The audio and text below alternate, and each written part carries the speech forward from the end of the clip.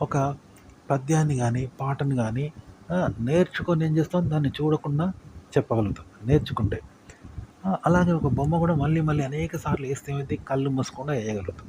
ఇట్లుంటది. కళ్ళు మూసుకుండా చదువుతాం. ఎందుకంటే చాలా సార్లు చదివిన పుస్తకాన్ని చూడకుండానే చదువుతాం గదా! అట్లా. అదే విధంగా ఒక పాటను కూడా ఎలా పాడతారంటే ఎవరైనా స్క్రిప్ట్ ప్రకారం పాడతారు. అంటే స్క్రిప్ట్ అంటే ఆ పాట అని గాదు. మన నోరు, ఒత్తిడి, మన నాలుక, మన జ్ఞానము, మన శరీరము, మన మనసు, మన ఆలోచన, మన జ్ఞానంతో ఇలా పాడతారంట. ఆ పాటను గుర్తు తెచ్చుకొని దాని ఆధారంగా పాడతారంట. ఇది ఎలాంటిదంటే స్టెప్స్ మీదకెళ్ళి బిల్డింగ్ ఎక్కడం లాంటివి. కానీ స్టెప్స్ లేకుండా బిల్డింగ్ ఎక్కాలంటే ఎట్లా ఎక్కుతావు? అంటే అదొక విద్య అనమాట. అంటే పక్షిలాగా ఆకాశంలోకి వెళ్ళిపోతాడు మనిషి. అది సెల్ఫ్ కదా! ఇగో ఇలాంటిదనమాట. అంటే ఏ ఆధారం లేకుండా ఇప్పుడు మనం నేర్చుకున్నది మళ్ళీ కళ్ళు మూసుకొని చెప్తాం. బట్టి బట్టి చెప్తాం కదా! కళ్ళు మూసుకొని ఒక బొమ్మ తెస్తాం. ఎందుకంటే చాలా సార్లు దించి ఉంటాయి. అట్లనే ఒక తిరిగిన ప్లేస్‌లో కళ్ళు మూసుకొని కూడా తిరగగలుగుతాం కదా!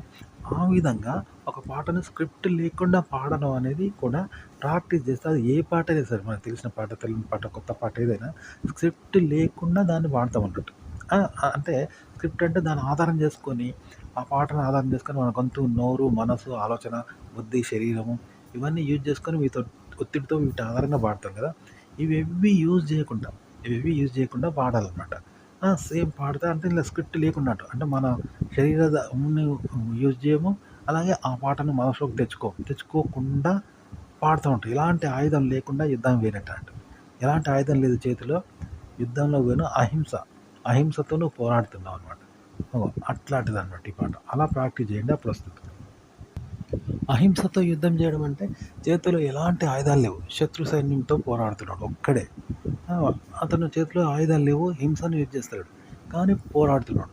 ఆ పోరాటం ఎలా ఉందంటే చేతిలో ఆయుధాలు ఉన్న వ్యక్తి చుట్టూ మంది మార్బలం ఆయుధాలు ఉన్నవాడు ఎలా అయితే పోరాడుతున్నాడో అంత సమానంగా పోరాడుతున్నాడు. కానీ ఆయుధాలు లేవు. హింస లేదు. ఏది లేదు. పూర్తిగా అహింసతో పోరాడుతున్నాడు. కానీ ఎక్కడ ఓటమిని అంగీకరించలేదు. ఎక్కడ ఓడిపోవడం లేదు. సమానంగా శత్రువులతో పోరాడుతున్నాడు అహింసతో. అంటే ఎలా ఉంటుంది అదనమాట ఇక్కడ ట్రిక్ అలా వాడాలి. ఇది ఎలాంటిదంటే శృంగారం అనుకుందాం. ఆ! అది ఎలా ఉంటుంది? రాక్షసత్వంగా ఉంటుంది, క్రూరంగా ఉంటుంది. కొందరు పురుషులు మృగంలా చేస్తారు, జంతువులా చేస్తారు, రేపిస్టులా ప్రవర్తిస్తారు, కామపిశాచాల్లా ప్రవర్తిస్తారు గానీ, ఎవరైనా సాత్వికంగా 100% సాత్వికంగా ప్రవర్తిస్తారా? అంటే గుడిలో మనం ఎలా ఉన్నామో అలా ఉంటారా? సోదరభావంతో ఉన్నప్పుడు, సోదరుల భావంతో ఉన్నప్పుడు ఉన్నట్టుగా ఉంటారా? ఎవరైనా ఉంటారా? అలా ఉంటే ఎలా ఉంటుంది? 100% గుడిలో ఉన్నట్టు వ్రతం మీద ఉన్నంత పరిశుద్ధ ఆత్మతో ఉంటే అక్కడ క్రూరత్వం, హింస, మృగము, పశువులాగా రేపిస్ట్‌లాగా ఉండరు గదా! పూర్తిగా సాత్వికంగా ఉంటారు. 100%. అలాంటి స్థితిలో హింసతో క్రూరంగా రేపిస్ట్‌లాగా, రాక్షసులాగా, మృగంలాగా జరిపే శృంగారంలా ఉండాలి. కానీ అదే శృంగారం 100% మళ్ళీ ఎలా ఉండాలి? గుడిలో దేవుని దగ్గర ఉన్నంత మానవత్వంతో, జాలి, కరుణ, క్షమతో, సోదరభావంతో, సోదరీభావంతో ఉన్నట్టు ఆ గుడిలో ఉన్నట్టుగా ఉంటే, ఆ పుణ్యకార్యంలాగా పవిత్రంగా ఉంటే ఎలా ఉంటుంది? పాట అలా పాడాలన్నమాట.